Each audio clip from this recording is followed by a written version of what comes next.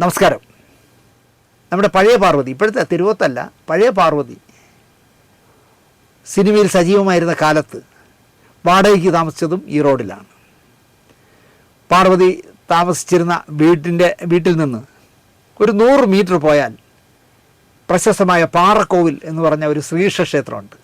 തിരുവനന്തപുരത്ത് എത്തുന്നവർ ഉറപ്പായിട്ടും ആ ക്ഷേത്രത്തിൽ പോയി കണ്ടിരിക്കണമെന്ന് ഞാൻ പറയും. തിരുവനന്തപുരത്ത് ഇത്രയും ഉയരമുള്ള മറ്റൊരു ക്ഷേത്രം ഉണ്ടാവില്ല.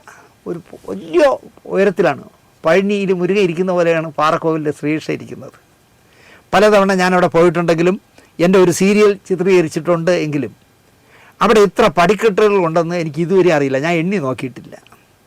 പാറക്കോവിലിന് മുകളിൽ നിന്നാൽ കടലും ശംഖുമുഖം കടലും ശ്രീപത്മനാഭ സ്വാമി ക്ഷേത്രത്തിൻ്റെ മുകൾ ഭാഗവും മൂക്കുന്നി മലയും ഒക്കെ കാണാം. തിരുവനന്തപുരം പട്ടണം മുഴുവൻ കാണാം എന്ന് പറയുന്നതായിരിക്കും ചെയ്ത്. ഒന്ന് റോൾ ചെയ്ത് നോക്കിയാൽ, കറങ്ങി നോക്കിയാൽ തിരുവനന്തപുരം പട്ടണം മുഴുവൻ കാണാം ഈ പാറക്കോവിലിൻ്റെ മുകളിൽ നിന്നാൽ.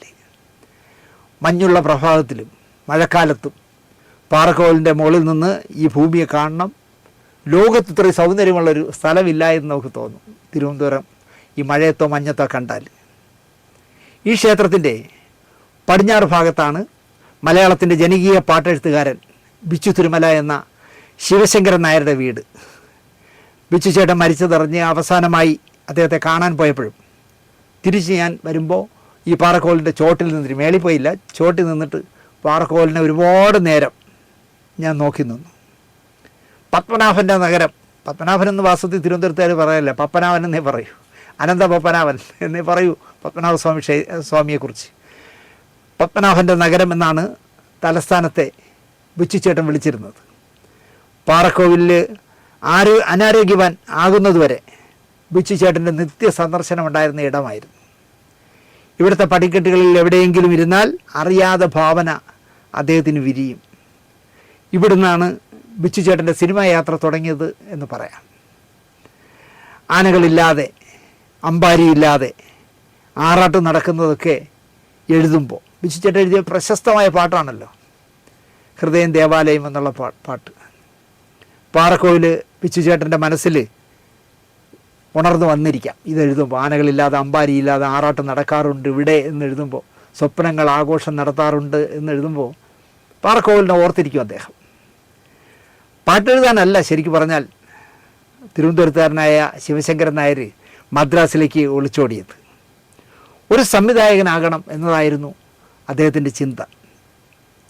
ബിച്ചു തിരുമല എന്ന് കേട്ടാൽ എൻ്റെ മനസ്സിലേക്ക് ഓടി വരുന്ന ഒരു അനുഭവ കഥയുണ്ട്.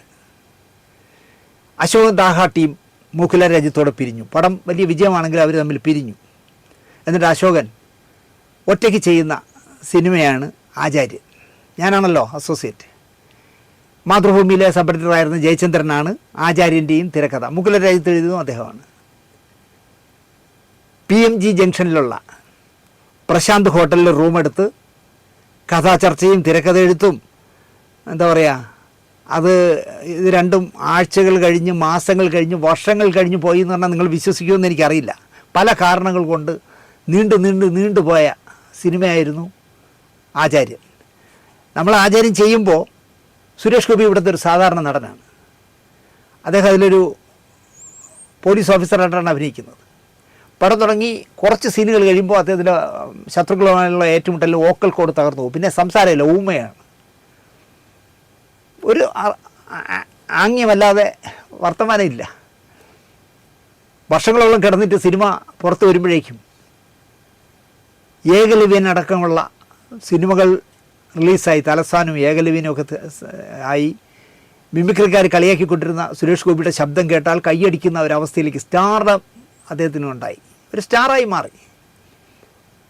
അപ്പോൾ ഈ ഊമയായ പോലീസ് ഓഫീസറായിട്ട് അഭിനയിച്ചാൽ തൻ്റെ ഇമേജിനെ കോട്ടം വരുത്തുമോ എന്ന് വിചാരിച്ചിട്ട് സുരേഷ് ഗോപി തന്നെ ഈ പടം ഇറങ്ങാതിരിക്കാൻ ഒരുപാട് കളി കളിച്ചു. അപ്പോൾ അങ്ങനെ പറയുകയാണെങ്കിൽ ഒരുപാട് ആചാര്യനെക്കുറിച്ച് പറയാനുണ്ട്. അങ്ങനെ പല കാരണങ്ങൾ കൊണ്ടാണ് വർഷങ്ങളോളം നീണ്ടുപോയത്. ഒരിക്കൽ പോലും ആചാര്യൻ്റെ നിർമ്മാതാവ് തുളസിച്ചേട്ടൻ മുഖം കറുത്തൊരു വാക്ക് ആരോടും, ഞങ്ങളുടെ സെറ്റിലുള്ള ആരോടും പറഞ്ഞിട്ടില്ല. ആചാര്യൻ ശരിക്കും അശോകൻ്റെ മാത്രം പ്രോജക്റ്റാണ് എന്ന് പറയാം. മൂക്കുല രാജ്യത്ത് വലിയ വിജയം അതിൻ്റെ പിന്നാലെ ചെയ്ത സിനിമയാണ്. ആർട്ടിസ്റ്റുകളുടെ ഡേറ്റുകളും വിതരണക്കാരുമായുള്ള വിലപേശലും എല്ലാം അശോകൻ്റേതാണ്. ശ്രീലങ്കൻ സിംഹളക്കാരിയായ യശോദയായിരുന്നു നായിക. പ്രധാന വില്ലന്മാരും എന്താ പറയുക ശ്രീലങ്കക്കാരായിരുന്നു. ആചാര്യനിൽ ഒരു പാട്ട് വേണം. ഔസേപ്പച്ചനാണ് സംഗീതം. എഴുതാൻ ബിച്ചു ചേട്ടനെ ഏൽപ്പിച്ചു. അക്കാലത്ത് കേരള സംസ്ഥാന നാടകോത്സവം നടക്കുന്ന സമയമായിരുന്നു. അതിലെ ഒരു ജൂറിയും കൂടിയാണ് ബിച്ചു ചേട്ടൻ. ചിത്രയാണ് പാടാൻ നമ്മൾ നിശ്ചയിച്ചത്. നാടക മത്സരത്തിൽ ജൂറിയാണെങ്കിലും തലസ്ഥാന വാസിയായതിനാൽ തലസ്ഥാനത്തുള്ളവർക്കാകുമ്പോൾ റൂം കൊടുക്കില്ലല്ലോ, കാർ മാത്രമേ കൊടുക്കൂ. ഒരാഴ്ച പാട്ട് എഴുതുന്നതിൻ്റെ പേര് പറഞ്ഞ് ബിച്ചു ചേട്ടൻ പ്രശാന്തിൽ റൂം എടുത്തു. നമ്മളെ കൂടെ ഒരു റൂം എടുത്തങ്ങ് താമസിച്ചു. വൈകുന്നേരം ആകുമ്പോൾ BJT ഹാളിലേക്ക് പോകാനായിട്ട് സർക്കാരിൻ്റെ കാർ വരും. അതിൽ കയറി പോവും. രാത്രി ഒരുപാട് വൈകി മോശമല്ലാത്ത ഫോമിൽ തിരിച്ചു വരും. അങ്ങേയായിട്ട് കൂർക്കം വലിച്ചു കിടന്ന് ഉറങ്ങും. ഉച്ചയാകുമ്പോൾ എണീക്കും, കുളിക്കും, പല്ല് ഭക്ഷണം കഴിക്കും, പിന്നെയും ഉറങ്ങും.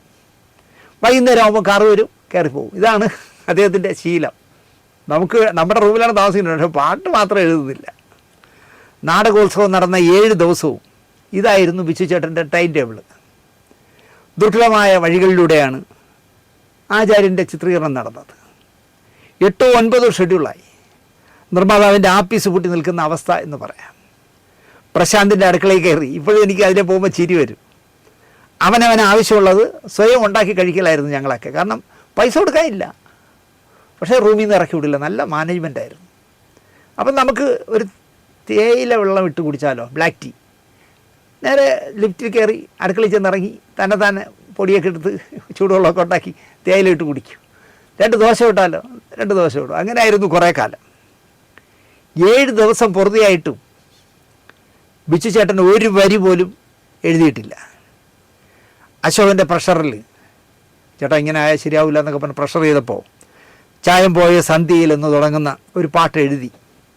ചില വരികൾ മാറ്റണമെന്നായി പാട്ട് വായിച്ചു കേട്ട അശോകൻ മാറ്റിത്തരാം എന്ന് പറഞ്ഞിട്ട് 2 നാൾ പിന്നെയും ഒന്നും സംഭവിക്കുന്നില്ല. നാടകോത്സവം കഴിഞ്ഞിട്ടും റൂമിൽ കിടന്ന് ഉറക്കമാണ്. അടിക്കുക, ഉറങ്ങുക, വീട്ടിൽ ഫോൺ ചെയ്ത് സംസാരിക്കുമായിരിക്കും. അപ്പോൾ നമ്മുടെ പ്രശസ്ത നിർമ്മാതാവായി പിന്നീട് മാറിയ ആൽവിൻ ആൻ്റണിയാണ് ആചാര്യൻ്റെ കൺട്രോളർ, പ്രൊഡക്ഷൻ കൺട്രോളർ. അശോകൻ്റെ അവസ്ഥ കണ്ട ആൻ്റണി ബിജുവിൻ്റെ റൂമിലേക്ക് ചെന്നു. ഈ അരം പ്ലസ് അരം കിന്നരം എന്ന് പറഞ്ഞ പ്രിയദർശൻ്റെ പടത്തിൽ പറയും പോലെ അക്കാലത്ത് ആൻ്റണിയും നല്ല കീറുന്ന സ്വഭാവമുള്ള സമയമാണ്. ആൻ്റണി ഒരു കുപ്പി കരുതിയിരുന്നു കയ്യിൽ. 2 പേരും കൂടി ജ്യേഷ്ഠാനുജന്മാരെ പോലെ ഇരുന്ന് കുപ്പി തീർത്തു. ഫിറ്റായപ്പോൾ ആൻ്റണി കാര്യത്തിലേക്ക് കടന്നു. എനിക്കാണ് ബിച്ചു ചേട്ടനോട് സംസാരിക്കാൻ ധൈര്യം സംഭരിക്കാനായിരിക്കണം ഈ കുപ്പിയും കൊണ്ട് ചെന്നത്. പാട്ടെവിടെ എന്ന് ചോദിച്ചു. പാട്ട് തിരുത്തണമെന്നാണ് സംവിധായകൻ്റെ നിർദ്ദേശമെന്ന് ബിച്ചു ചേട്ടൻ.